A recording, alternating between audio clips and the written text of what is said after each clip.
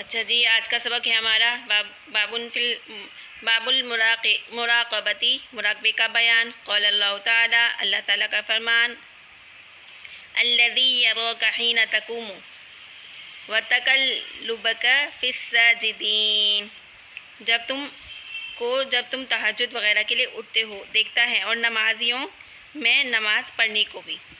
یعنی حسن بصری کے نزدیک مراد جب آپ تنہائی میں نماز پڑھتے ہو جب بھی اللہ پاک دیکھتا ہے، اور جب آپ نمازیوں کے ساتھ نماز پڑھتے ہو اللہ پاک جب بھی دیکھتا ہے۔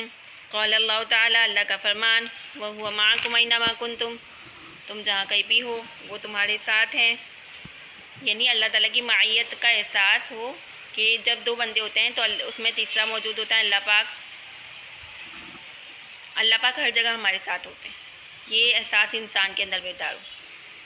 اور اللہ تعالیٰ کا فرمان، ان اللہ لا یخفی علیہ شیء فی الارض ولا فی السماء، خدا بصیر و خبیر ہے، کوئی شے اس سے پوشیدہ نہیں، نہ زمین میں اور نہ آسمان میں۔ یعنی ہر شے چاہے ظاہر میں ہو باطن میں ہو اللہ پاک اس کو دیکھتے ہیں۔ ایک اور آیت میں فرمایا کہ کوئی زمین پر پتا نہیں گرتا مگر وہ اللہ کے علم میں ہوتا ہے، اور نہ کوئی دانہ زمین کے تاریک حصے میں گرتا ہے، اور نہ کوئی تر اور خشک چیز گرتی ہے مگر وہ سب کتاب مبین میں ہیں۔ قال اللہ تعالی، ان ربک لبالمرصاد، بے شک تمہارا پروردگار طاق میں ہے۔ مفسرین فرماتے ہیں کہ مرصد انتظار گاہ کو کہتے ہیں جب کسی بلند مقام سے دور دراز لوگوں کو دیکھ سکے اور لوگوں کی حرکات و اعمال کو دیکھ سکیں۔ قول اللہ تعالی، اللہ کا فرمان،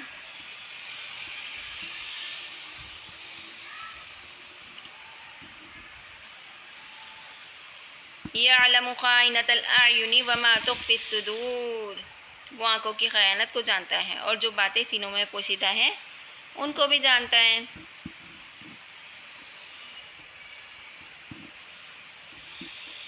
دیکھنے کے بارے میں مفسرین کے چار اقوال ہیں۔ عبداللہ بن عباس رضی اللہ تعالیٰ عنہ فرماتے ہیں کہ مطلب آیت کا کسی آدمی کو کسی قوم میں گزرے اور وہاں پر کسی عورت پر نظر ڈالے، اور جب کوئی اس کو دیکھے تو فوراً اپنی نگاہ جھکا لے کہ معلوم ہی نہ ہو کہ اس نے بد نظری کی۔ دوسرا قول ہے کہ اس آیت سے مراد ہر جگہ دیکھنا ہے جس کو شریعت نے منع کیا۔ تیسرا قول ضحاک کا ہے، وہ فرماتے کہ اس جگہ پر دیکھنا جس کو اللہ تعالیٰ نے ناپسند کیا۔ چوتھا قول ہے کہ ایک مرتبہ دیکھنے کے بعد دوبارہ دیکھنا مراد ہے۔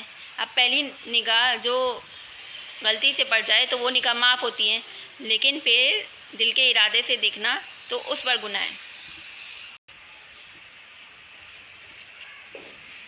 حدیث نمبر 7 ہے، وَأَمَّا الْحَدِيثُ فَالْأَوَّلُ عَنْ عُمَرَ بْنِ خَطَّابٍ رضی اللہ عنہ قال بینما نحن جلوس عند رسول اللہ صلی اللہ علیہ وسلم ذات یوم اذا طلع علینا رجل شدید بیاض الثیاب شدید سواد الشعر لا یری علیہ اثر السفر ولا یعرفه منا احد حتى جلس الى النبی صلی اللہ علیہ وسلم فأسند ركبتيه إلى ركبتيه فوضع كفيه على فخذيه وقال يا محمد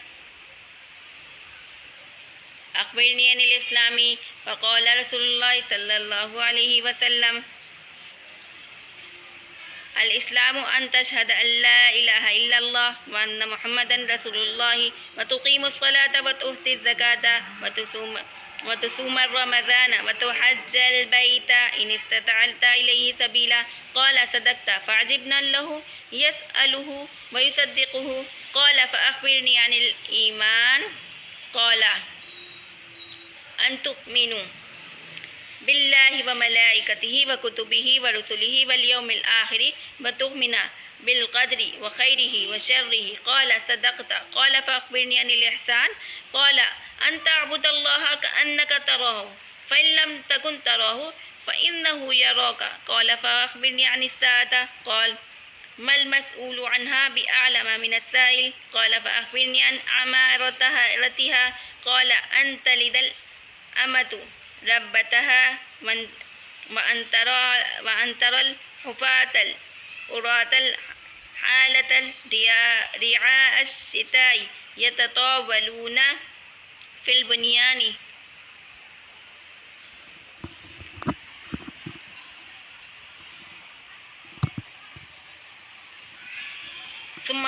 ذاك فلبثت مليا. قال ثم قال يا عمر أتدري ما السائل؟ قلت الله ورسوله أعلم. قال فإنه جبريل أتاكم يعلمكم أمر دينكم. رواه مسلم. ومعني تلد الأمة ربتها أي سيدتها، ومعناه أن تكسر السرارير حتى تلد الأمة السرية بنيا لسيدها وبنت السيد في معنى السيد، وقيل غير ذلك. والعالة الفقراء، وقوله مليا أي زمانا طويلا، وكان ذلك ثلاثا.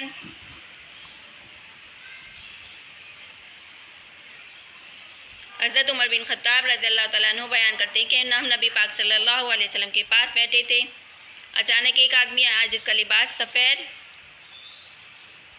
بال نہایت سیاہ آیا، نہ اس پر کوئی سفر کا اثر دکھائی دیتا تھا اور نہ ان کو ہم میں سے کوئی پہچانتا تھا.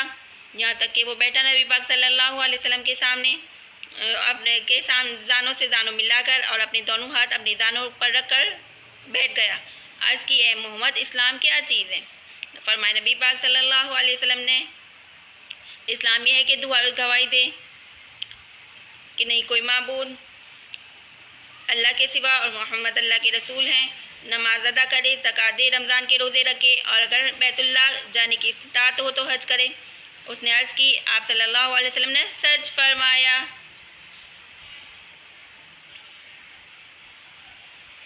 اس پر تعجب ہوا کہ آپ صلی اللہ علیہ وسلم سے سوالات بھی کر رہے ہیں اور پھر آپ صلی اللہ علیہ وسلم کی جوابات کی تصدیق بھی کر رہے ہیں. پھر اس نے دریافت کیا ایمان کیا ہے؟ فرمایا کہ تو ایمان لائے اللہ پر، اس کے فرشتوں پر، اس کی کتابوں پر، اس کے فرشتوں پر، اس کے رسولوں پر، قیامت پر، اچھی بری تقدیر پر ایمان رکھتا ہو. اس نے کہا آپ صلی اللہ علیہ وسلم نے سچ فرمایا.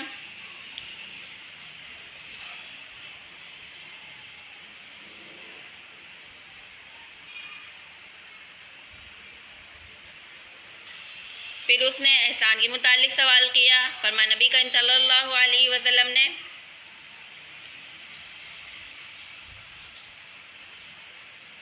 تو عبادت کر اس تصور کے ساتھ گویا تو دیکھ رہا ہے اللہ کو، اگر وہ یہ تصور پختہ نہ ہو سکے تو وہ تجھے دیکھ رہا ہے. پھر اس نے قیامت کے متعلق سوال کیا. فرمایا نبی پاک صلی اللہ علیہ وسلم نے میں سائل سے زیادہ نہیں جانتا. اس نے کہا قیامت کی علامات بتائیے. فرمایا نبی کریم صلی اللہ علیہ وسلم نے لونڈی اپنے آقا کو جنے اور ننگے پاؤں، ننگے بدن، مفلس بکریاں چرانے والوں کو عمارتوں کی تعمیر میں فخر کرتے ہوئے پاؤ گے. پھر وہ سائل چل دیا. میں کچھ عرصہ ٹھہرا رہا ہے. آپ صلی اللہ علیہ وسلم نے فرمایا یا عمر اتدری من السائل، کیا تجھے کیا پتہ ہے کہ وہ سائل کون تھا؟ میں نے کہا اللہ اور اس کا رسول بہتر جانتے ہیں. فرمایا وہ جبرائیل علیہ السلام تھے، تمہیں دین کی تعلیم دینے آئے تھے. ومعنی تلد الامۃ ربتہا کہ لونڈی اپنی مالکہ کو جنے گی. اس کا مطلب کہ لونڈیوں کی کثرت ہوگی، یہاں تک کہ ہم خوابی کے لیے مخصوص لونڈی اپنے آقا کے لیے بیٹی جنے گی، اور یہ آقا کی بیٹی آقا ہی کے معنی میں ہے، اور اس کے علاوہ کئی مفہوم بیان کیے گئے. عالتاً بمعنی فقراء، ملین کا مطلب زمان طویل. حدیث میں اس سے مراد 3 دن مراد ہیں. حدیث ثانی حدیث نمبر 61 ہے. حدیث 61 اس بارے میں ہے کہ اللہ کا خوف ہر وقت ساتھ ہو. الثانی عن ابی ذر جندب بن جنادة وابی عبد الرحمن معاذ بن جبل رضی اللہ عنہما عن رسول اللہ صلی اللہ علیہ وسلم قال اتق اللہ حیثما كنت واتبع السیئة الحسنة تمحها والخالق الناس بخلق حسن. رواه الترمذی وقال حدیث حسن. حضرت ابو ذر اور معاذ بن جبل رضی اللہ تعالی عنہما نبی پاک صلی اللہ علیہ وسلم سے روایت کرتے ہیں.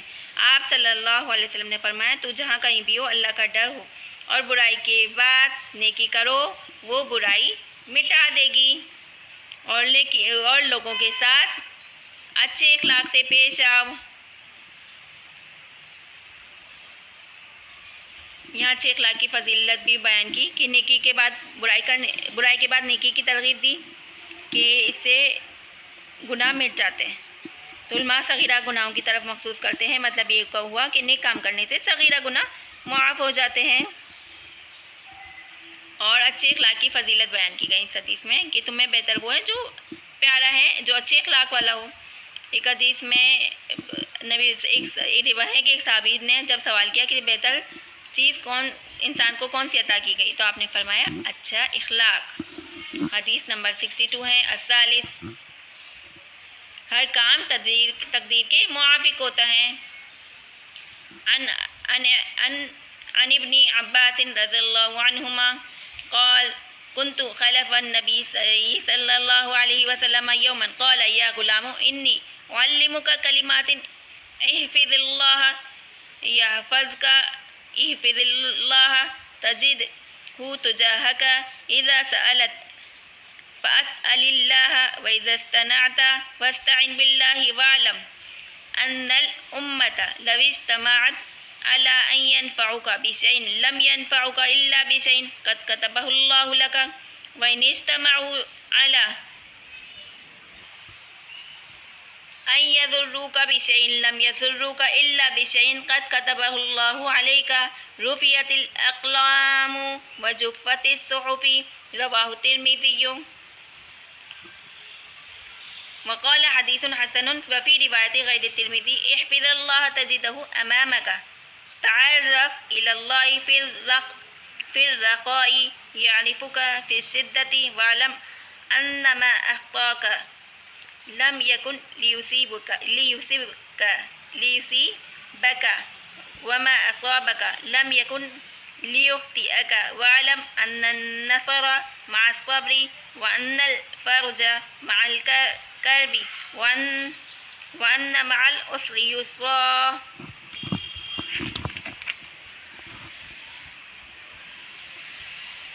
हज़रत अब्दुल्ला बिन अब्बास से रिवायत है, वो फरमाते हैं एक रोज़ मैं नबी के सल्लल्लाहु अलैहि वसल्लम के साथ के पीछे सवार था। आपने फरमाया लड़के मैं तुझे चंद कलमात बताता हूँ, अल्लाह के अहकाम की हिफाजत कर, अल्लाह तेरी हिफाजत करेगा।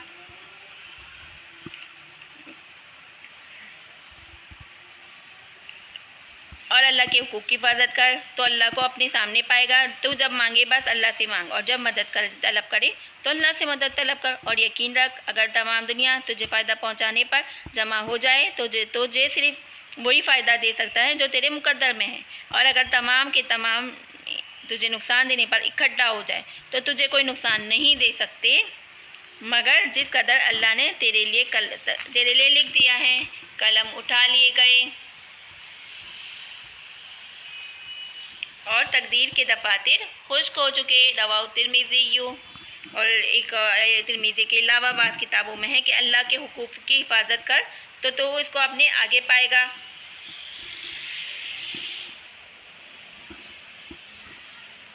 खुशहाली में अल्लाह के हुकूक का ख्याल रखो तो तंग हाली में तुम्हारा ख्याल रखेगा।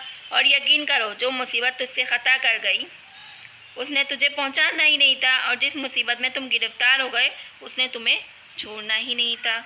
और समझ लो सब्र के साथ अल्लाह की मदद हासिल होता है, और मुसीबत के बाद कुशादगी हासिल होती है, और जहाँ तंगी होती है वहाँ आसानी भी आएगी।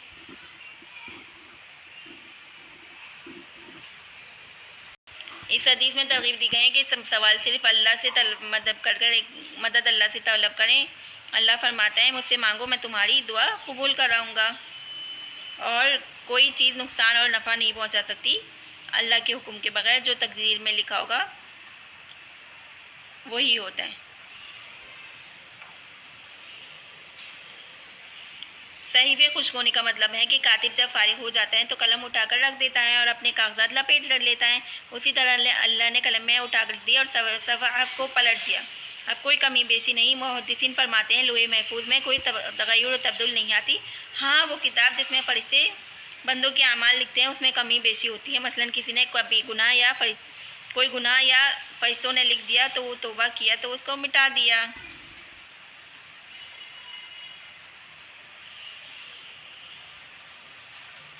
हर मोमिन के लिए लाजिम है कि वो इस हदीस को सामने रखे और अपनी तमाम हरकत को इसके अमाल के मुताबिक करे ताकि आखिरत में अल्लाह की रहमत और सरफराजी से नवाजा जाए।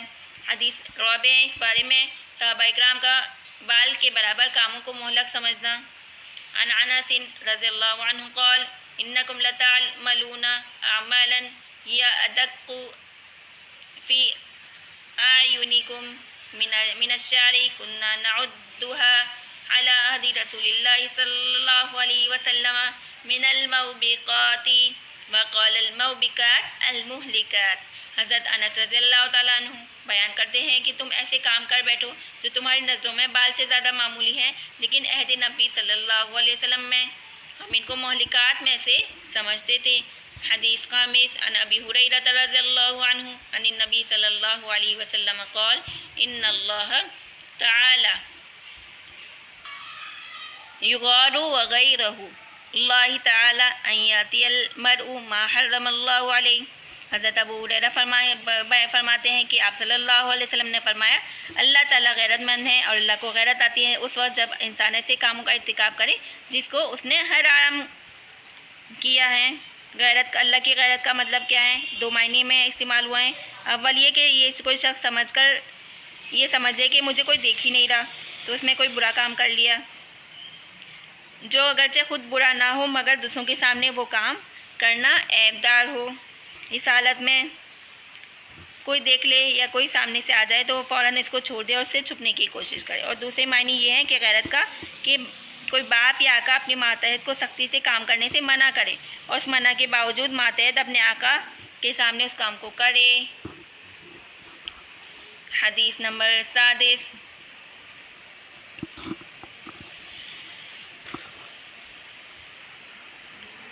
آج کا درس یہیں تک رکھتے ہیں، حدیث نمبر 7۔ انشاءاللہ نیکسٹ درس میں اللہ پاک غلطیوں کو معاف کرے، اللہ پاک احادیث پر عمل کرنے کی توفیق عطا فرمائے۔ السلام علیکم۔